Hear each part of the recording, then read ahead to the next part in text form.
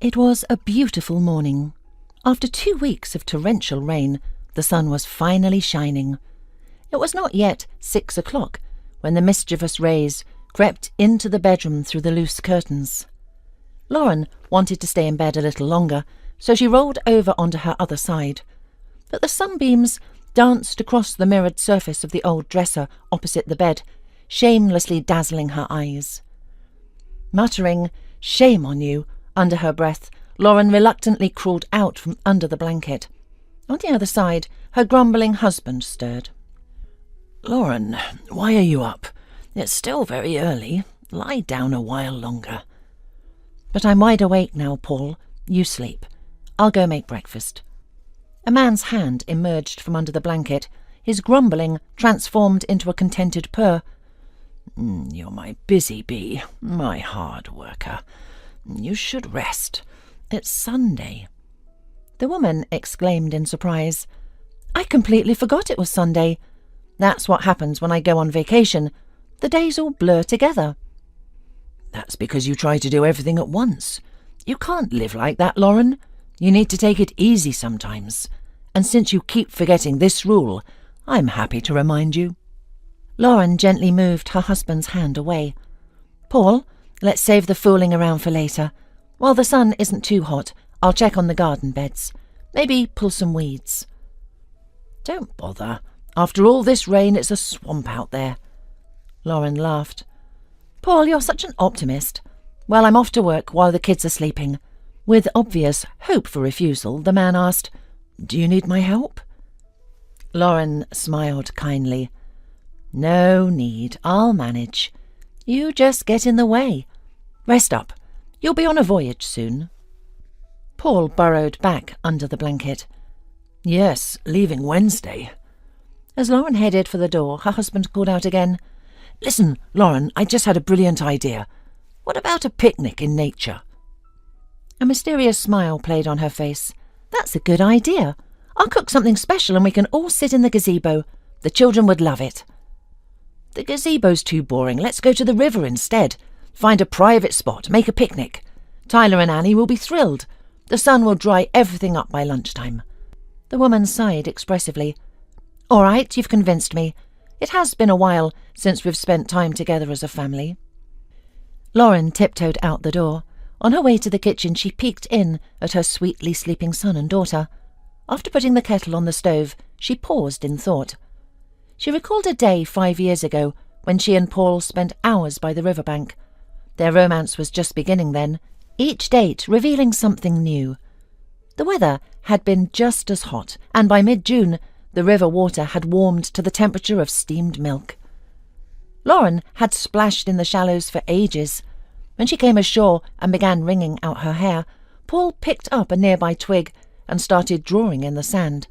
At first, his dashes, semicircles and strokes, seemed like random geometric shapes, but after adding a few connecting lines, the chaos transformed into a woman's portrait.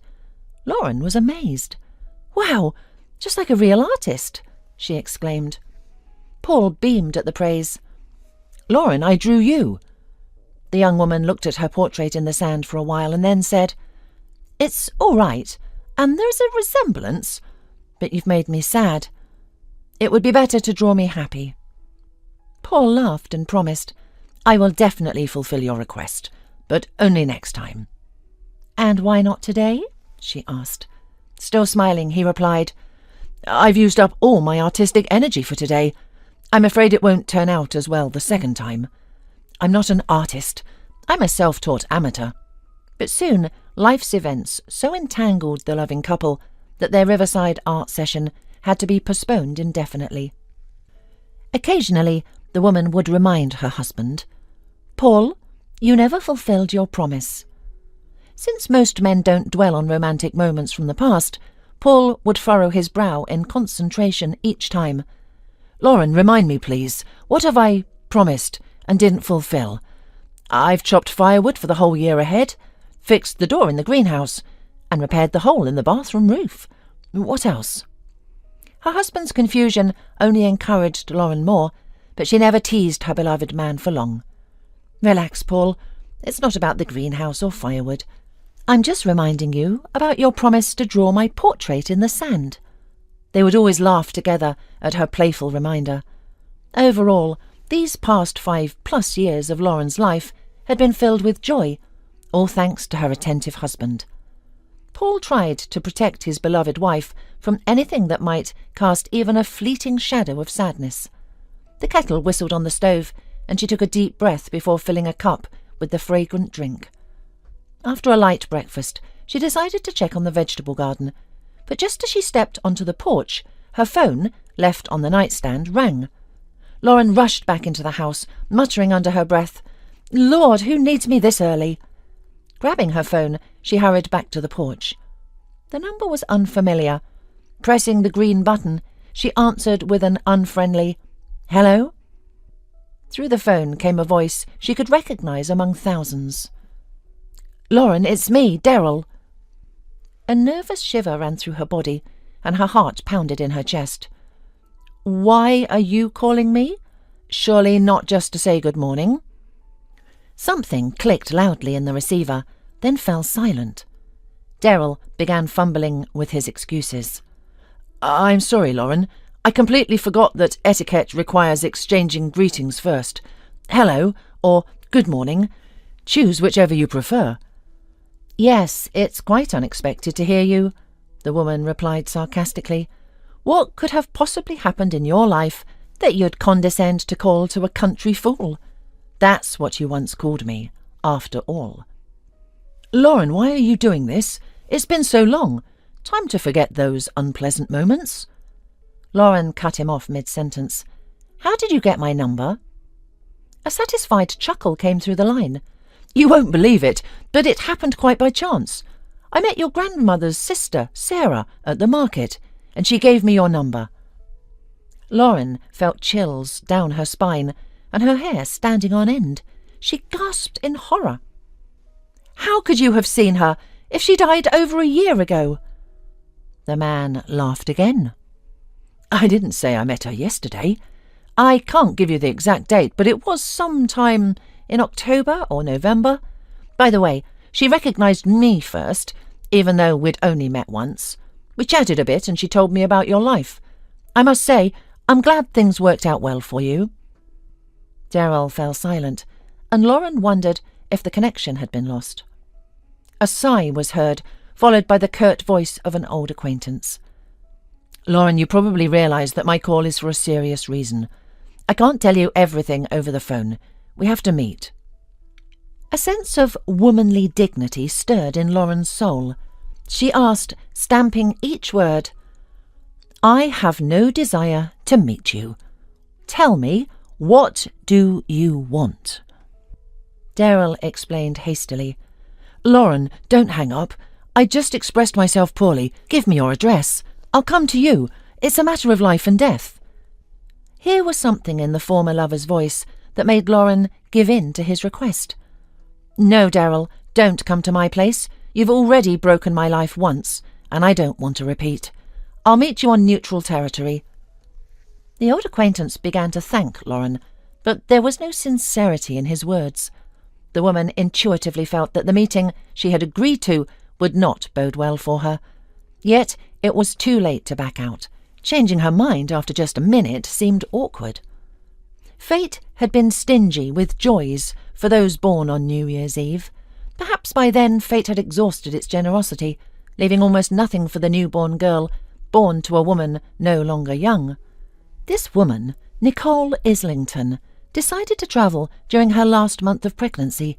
She lived, to put it mildly, a carefree life, preferring pleasure to productive work.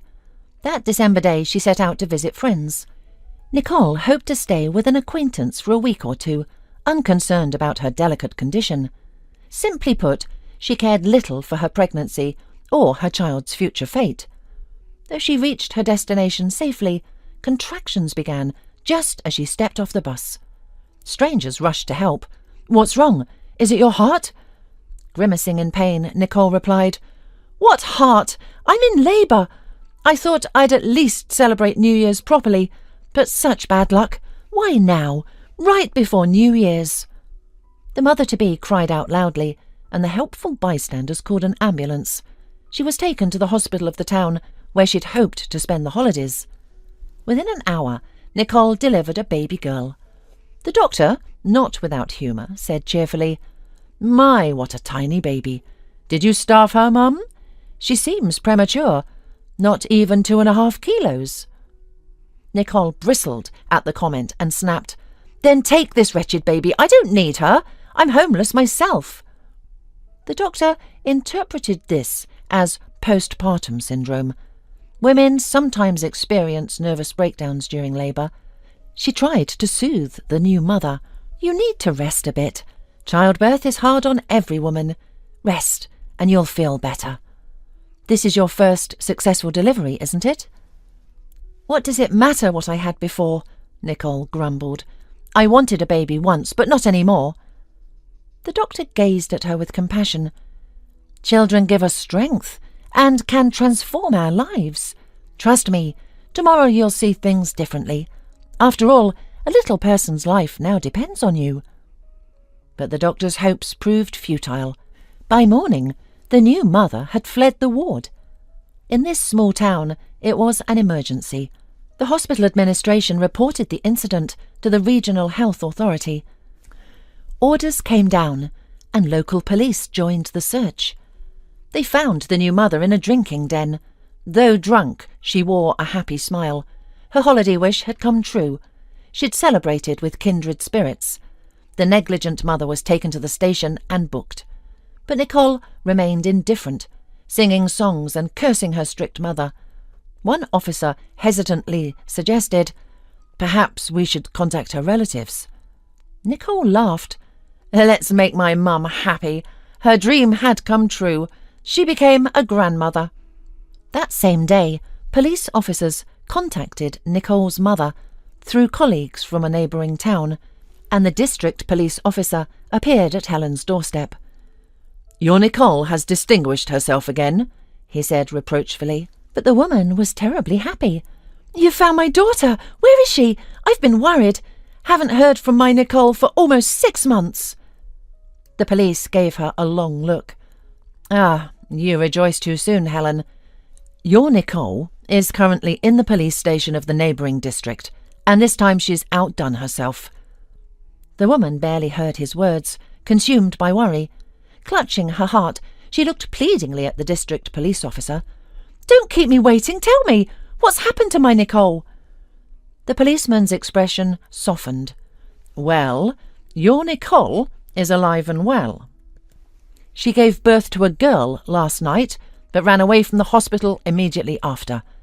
Our officers found her quickly, but she was already drunk, making any conversation impossible." The stunned woman cried out, "Oh, God! What sins am I paying for? Why was she born to be so foolish?" As she sobbed, the district officer offered his sympathy. "Each of us has our own burden to bear until the end of our days. Why did I come to you? We need to take care of Nicole's daughter. After all, she's your granddaughter, isn't she? You know that childless families eagerly take in abandoned babies." Helen knew these circumstances well, having worked in the education system for decades. Despite all her efforts, she had failed to raise her daughter into a responsible person. Until 5th grade, Nicole had been quiet as a mouse, but then it was as if demons possessed her. She ran away from home twice, but was brought back both times. The girl settled down briefly, but her wanderlust merely got secret. After finishing high school, Nicole vanished from her parents' house, taking her mother's gold earrings and chains and savings. This time, the runaway left a note. "I want to experience real life. Don't look for me." The wayward daughter reappeared a year and a half later, arriving in a fancy foreign car with a flashy young man, whom she introduced proudly. "Mama, this is my boyfriend." She never mentioned his name or surname. Nicole's appearance caused quite a stir among the neighbours. Rumours added fictional details to the known facts. "Did you see?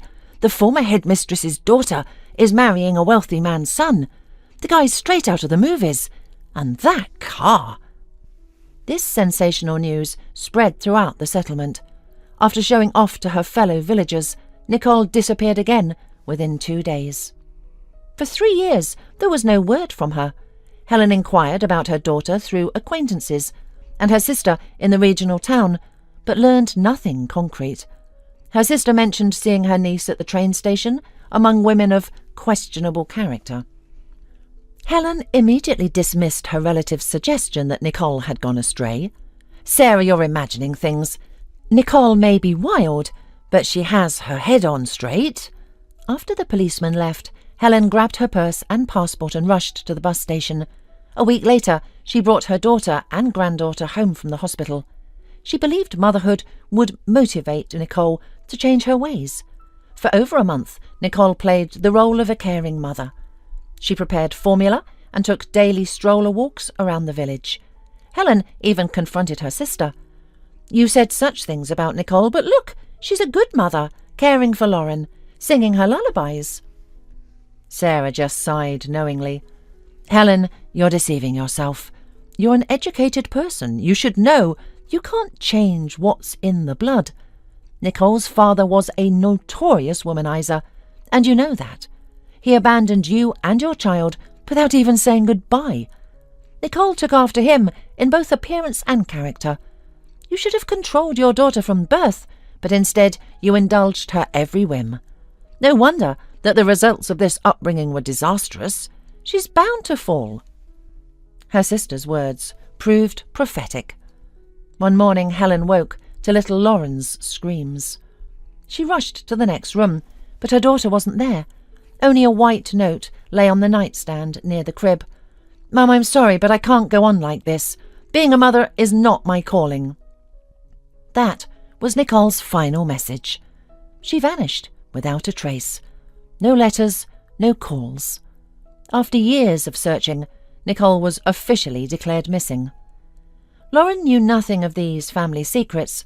From her earliest years, she simply knew that her grandmother was always there, and grandmother Sarah visited on holidays. She was about 5 when she first visited the big city. Sarah invited them, promising her grandniece countless delights. "Lauren, you haven't seen real wonders in your village. Come to me. I will show you things you'll never forget." Indeed, those few days became permanent memories. Grandma Sarah took Lauren to the circus and zoo, then shopping for beautiful clothes. Lauren was so thrilled she could barely contain herself. The trip's lasting impact was her realization that city life offered more excitement and opportunities. "When I grow up, I'll definitely live in the city," she declared to her grandmothers, who chuckled at her conviction.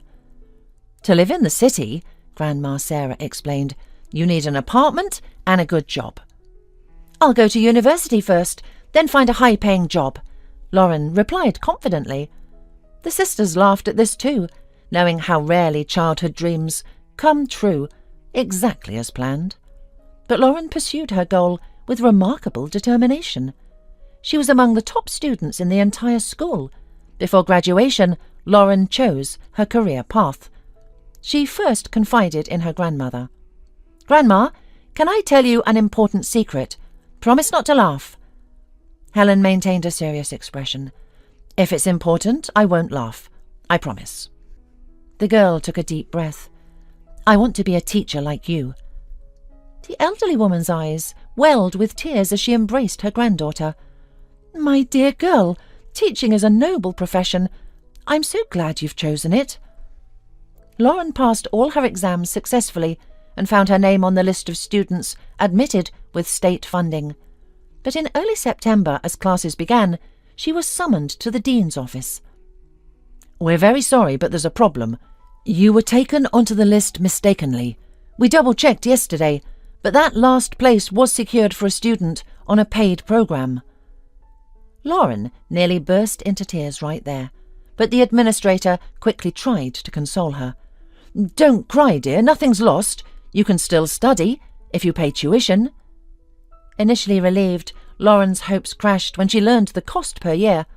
In despair, she cried out, "I'm an orphan! I have only my grandmother, who lives on her pension." After crying in the park near the college, Lauren sought advice from her grandmother Sarah. She still had hope that she would think of something. She always did. When Sarah took up a case, it always resolved in favour of the weaker party.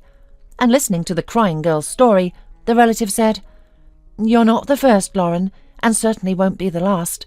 I know how this works, and I am 90% certain they've simply pushed you aside. One of the rich kids needed to get into the college, and they chose you as the victim. A girl from the provinces. They think you don't need a good education." The elderly woman's answer made the girl even more desperate. In a trembling voice she asked, "Grandmother, can nothing be done? There must be justice in the world." "Forget about justice, baby. It hasn't existed in this world for a long time. Truth is on the side of those with money and connections." "What am I supposed to do?" Lauren cried out. "After all, Grandma and I have neither." Sarah squinted. "Don't shout or get desperate. We need to think this through carefully. Such serious matters aren't decided in 1 minute. But one thing I must ask right away. Don't say anything to Helen yet. Do you understand?" Lauren nodded, and the relative added, "Though Helen is younger than I am, she has a weak heart. Let her think for now that you're studying quietly, and you and I will surely find a way out." Sarah's confidence calmed the girl somewhat. She withdrew her documents from the college, as paid education was completely beyond her means. Lauren spent a few days in limbo, unsure of what to do, but Granny Sarah, as promised, found the best solution. "Lauren, a very wealthy household needs a responsible worker." The girl perked up. "I'll do it. What's the job?" The older woman lowered her eyes. "It's not exactly ideal work for a young lady, but given our limited options, it will do. Mrs. Kramer, the mistress of the mansion, where you'd maintain order and cleanliness, has promised good pay. You only need to be polite, diligent, and honest.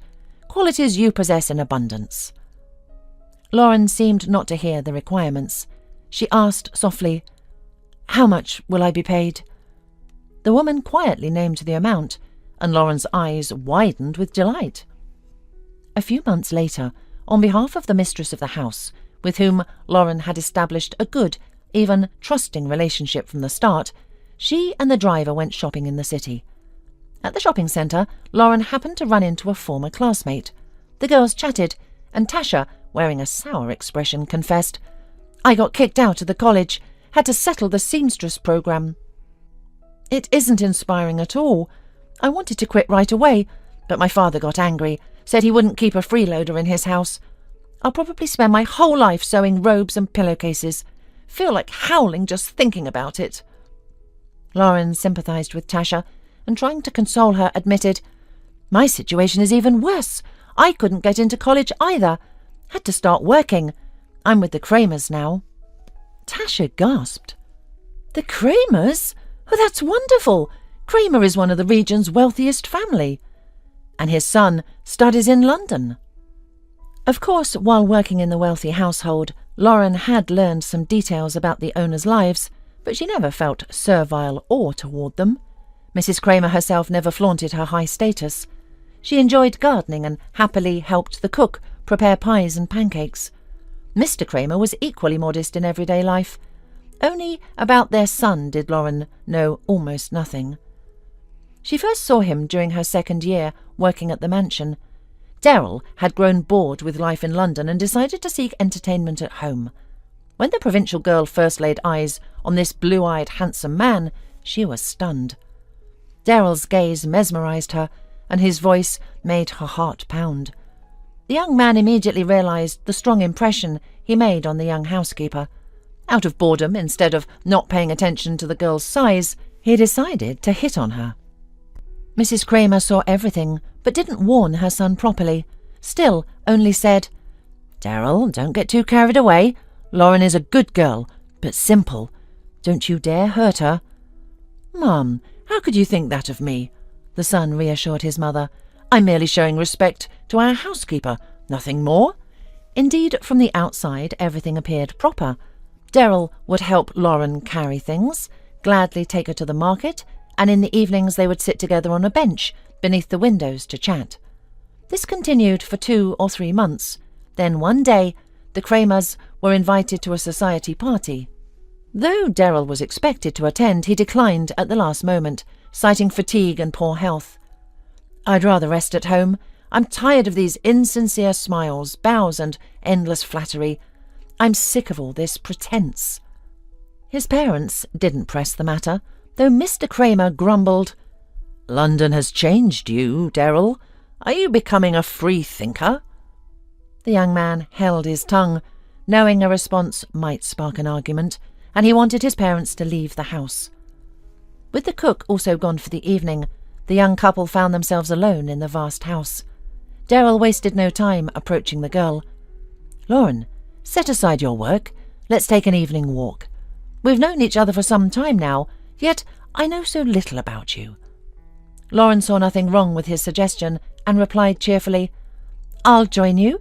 Just let me put away all the equipment and change." For about an hour they strolled along the manor's manicured paths, talking sweetly about various topics. Suddenly, Darryl grabbed her roughly and pulled her close. He kissed her, and Lauren lost all sense of control when he whispered, "Let's go inside, quickly." She followed him obediently. After that, she continued to yield whenever he sought intimacy. He would sneak into her room at night, leaving only at dawn. Lauren naively believed Darryl loved her and would eventually propose. Reality struck months later when Lauren became pregnant. When she confided in Darryl, he listened with obvious boredom, yawning several times before laughing in her face. "Baby, did you honestly think I'd marry you? How absurd! Look at who you are and who I am. Yes, you're in a difficult situation, but you should have thought ahead. There are plenty of ways to prevent unwanted pregnancies."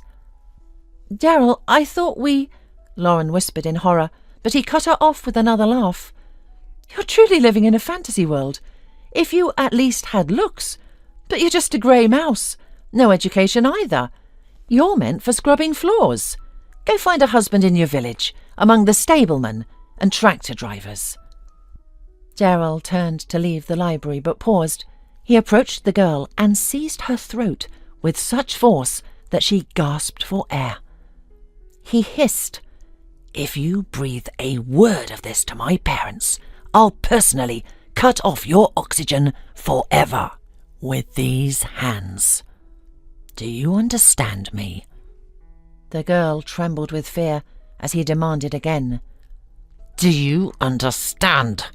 I can't hear your answer." She whispered through pale lips, "Yes, I understand everything. I won't tell anyone, please. Just let me go." That night, Lauren was afraid to sleep, and in the morning, citing grandmother's sudden illness, she left the Kramers' house, rushing. She feared that once Mrs. Kramer learned of her pregnancy, she would scold her severely and throw her out in disgrace. She had always been squeamish about unequal marriages, often saying, "To think of a decent man marrying a plain girl."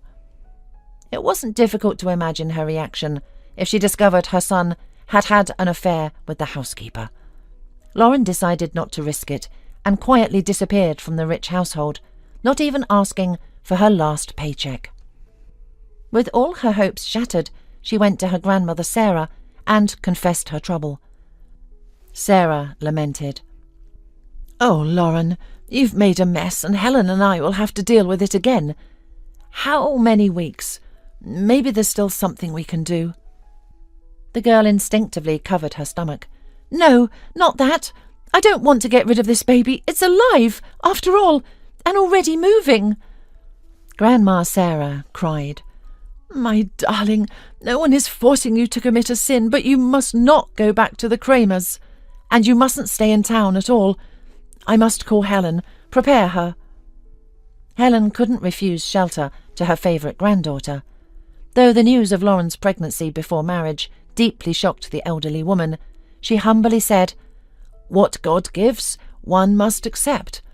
It's not man's will to dispose of someone else's life. It's okay.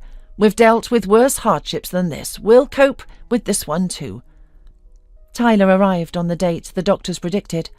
Nurses from other departments came to admire the blue-eyed baby. "Oh, what a handsome boy!" Lauren enjoyed the admiration for her son, but tried not to dwell on the future.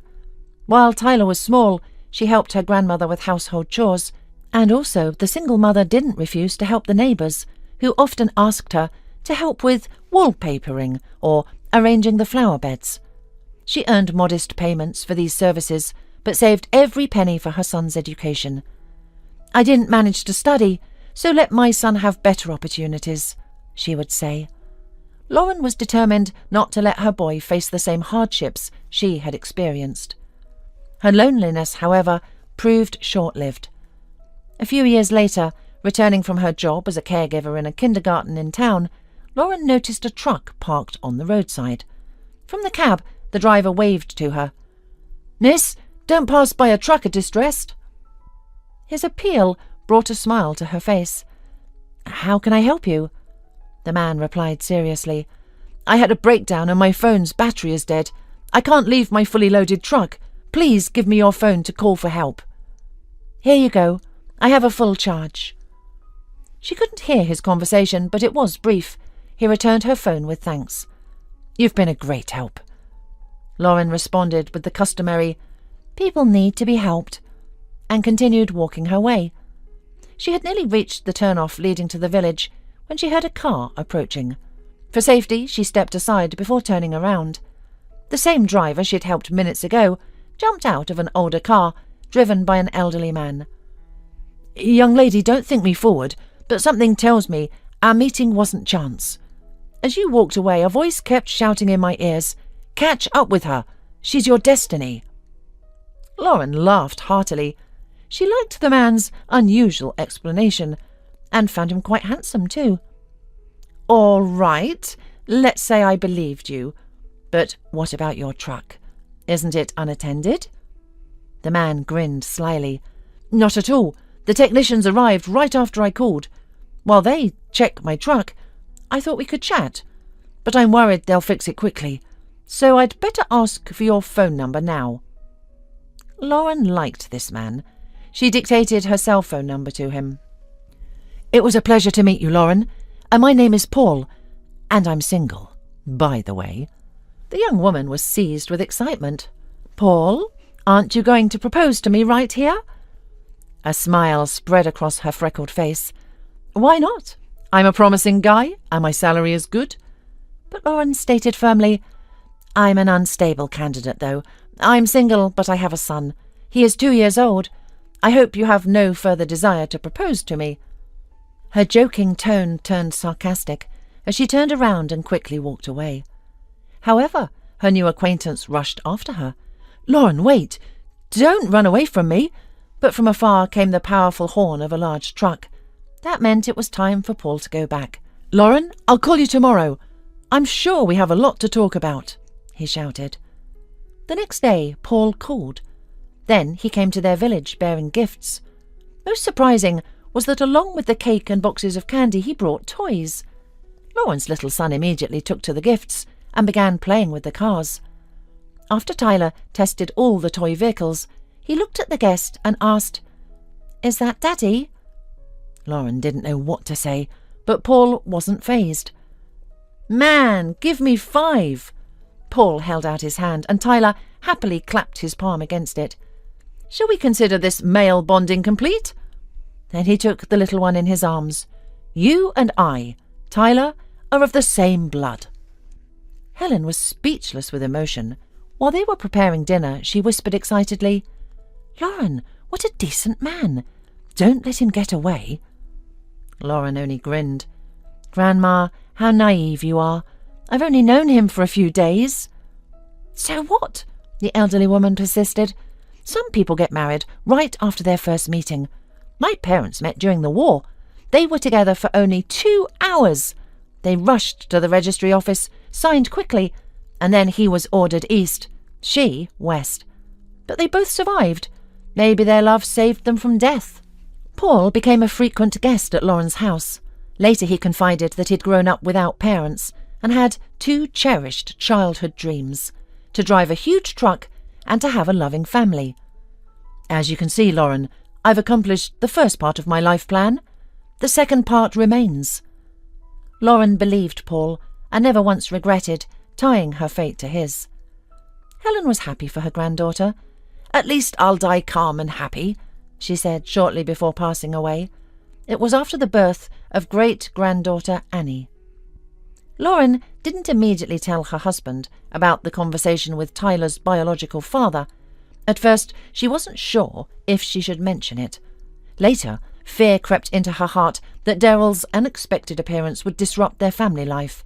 Finally, she tried to open up to her husband, approaching the subject carefully.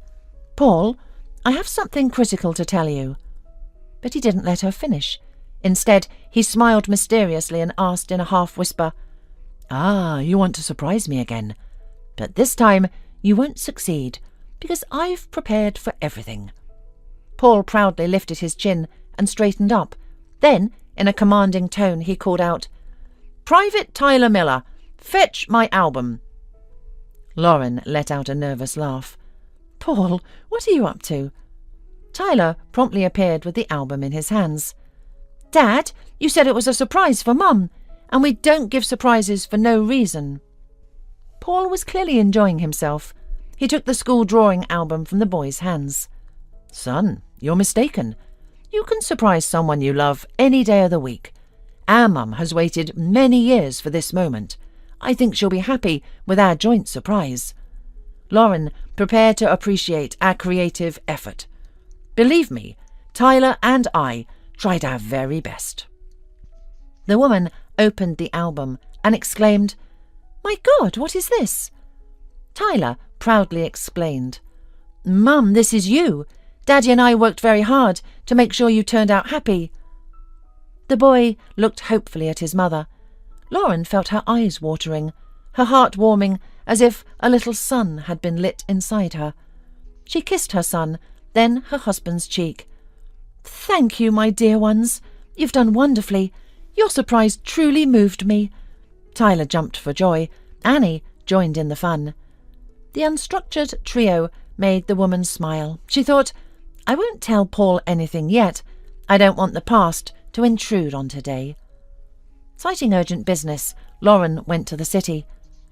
2 years ago, her husband had given her a reliable, comfortable car for her birthday. This gift had made her life much easier.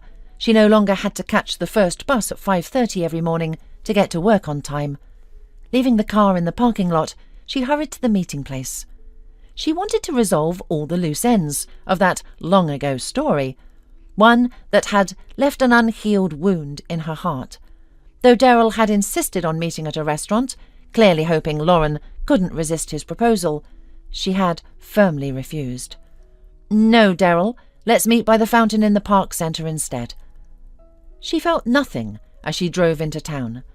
Only at the park entrance did she feel a twinge in her heart, wondering why Daryl had suddenly remembered her existence after all these years. At first, she didn't spot him. The fountain was crowded, with children and adults, Daryl lost among them. As she looked around, a familiar voice came from behind. "Did you think I wouldn't show up?" Lauren turned sharply. "I didn't think anything. Just tell me why you called me." Her unfriendly tone didn't faze the man. He merely smirked. "I thought you'd be pleased. You haven't even said hello, though I suppose warm greetings aren't necessary?" Daryl laughed. "My, what a woman you've become. So brave now. And looking good, too." Lauren stared coldly at her former lover's insolent face. "Daryl, don't waste our time." The man sighed. "Fair enough. Come, Lauren, let's sit somewhere. We need to have a serious conversation." They found an empty bench deep in the park, though barely. Daryl sprawled across more than half the space. When he hesitated to speak, Lauren prompted, "You dragged me here, yet you're silent. What do you want?" The man tapped his knee. "All right, let's get to the point. Lauren, please just hear me out and try to understand. I wouldn't have dared approach you, but life, or rather problems with offspring, forced my hand."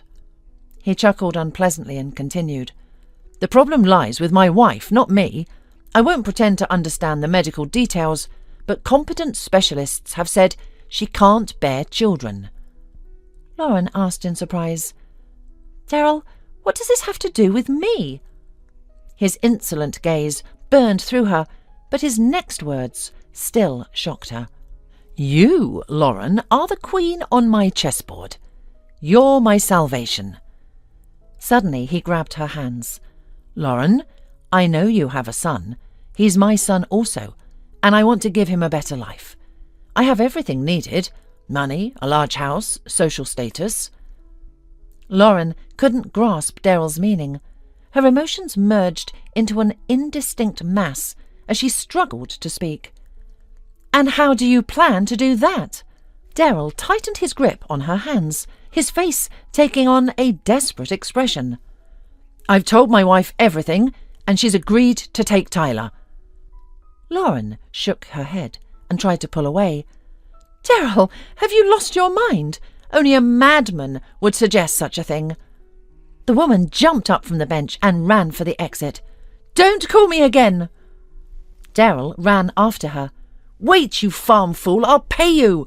The kid will at least know a normal life. She ignored his verbal outbursts. Reaching the parking lot, Lauren jumped into her car and sped away. She glimpsed Daryl standing confused, head bowed. No sooner had she left the city than her cell phone rang. It was Daryl. Lauren, you still don't understand me. Don't you have a heart? Daryl, I'm sorry for you and your spouse, but I'll never accept your offer. But why, Lauren? I'll pay you. I'll give you so much money that you can buy yourself a house, several apartments, and a bunch of clothes. I advise you and your wife to adopt a child from an orphanage. That way you can make at least one person happy. And don't call me again. Threats and curses poured from the receiver, but Lauren turned off her cell phone. She pulled out the SIM card and threw it out the window. When Lauren pulled up to her house, an overwhelming sense of relief washed over her. Tyler and Annie ran out onto the porch, waving their arms and shouting, "Mummy's here! What have you brought us?" Only then did she realize she had forgotten to buy the children treats. Paul studied his wife's face intently. Lauren, I can't read everything on your face, but I see something happened today. But if you don't want to tell me, you don't have to. She fell against her husband's chest and cried. Paul, I'm sorry for not saying to you right away, but I met with Tyler's father today, and he basically offered to buy my son from me. I can't comprehend it. Paul stroked his wife's back, soothing her. Lauren, forget about it. Think of it as just a terrible dream. Tyler is my son, and I won't let anyone harm him. 6 months passed after that fateful meeting. Lauren and her family were preparing for New Year's. There was news on the TV. Suddenly, Lauren saw a familiar face. It was Daryl, and the report was from the courtroom. The young reporter was saying that the defendant had been found guilty of financial fraud and sentenced to 10 years and a huge fine. Lauren only thought that karma always finds those who deserve punishment for their deeds.